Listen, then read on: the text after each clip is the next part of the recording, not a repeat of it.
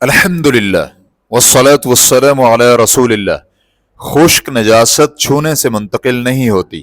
سوال کیا گیا ہے اگر بچہ بستر پر پیشاب کر دے اور بعد میں وہ پیشاب خشک ہو جائے تو کیا اگر میں اس بستر پر بیٹھوں تو میرے کپڑے ناپاک ہو جائیں گے؟ الجواب بعون اللہ سبحانہ وتعالی، خشک نجاست چھونے سے منتقل نہیں ہوتی، لہٰذا نہ تو کپڑے ناپاک ہوں گے اور نہ ہی بدن۔ اگر کوئی شخص خشک پیشاب پر بیٹھے تو اس کے کپڑے ناپاک نہیں ہوں گے اور نہ ہی انہیں دھونے کی ضرورت ہوگی۔ نجاست صرف تر حالت میں منتقل ہوتی ہے، چنانچہ اگر نجاست تر ہو یا جس نے اسے چھوا ہے اس کا ہاتھ تر ہو تو نجاست منتقل ہو جائے گی۔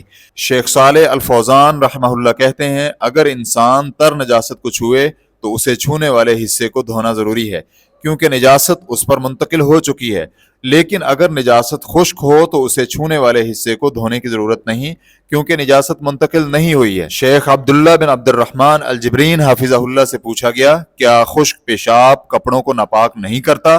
یعنی اگر بچہ زمین پر پیشاب کر دے اور دھونے سے پہلے پیشاب خشک ہو جائے اور کوئی شخص اس خشک پیشاب پر بیٹھ جائے تو کیا اس کے کپڑے ناپاک ہو جائیں گے؟ تو ان کا جواب تھا خشک نجاست کو چھونے سے بدن یا خشک کپڑے ناپاک نہیں ہوتے۔ اسی طرح اگر کوئی شخص خشک نجاست پر ننگے پاؤں چلے اور اس کے پاؤں خشک ہوں تو بھی کوئی حرج نہیں کیونکہ نجاست صرف تر حالت میں منتقل ہوتی ہے۔ ریفرنس کے لیے دیکھیے فتاوی المرأۃ المسلمہ جلد نمبر 1 صفحہ نمبر 194۔